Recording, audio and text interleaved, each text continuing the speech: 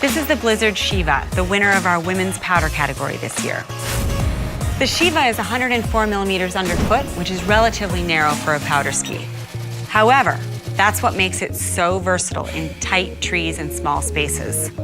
It's more accessible, a little bit more versatile, looser in feel, which makes it easier to pivot and smear.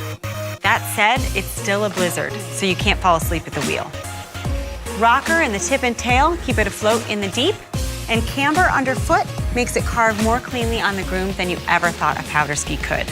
The Sheeva is wide enough to be a powder ski anywhere, but it's also narrow and versatile enough to be a Westerner's one ski quiver.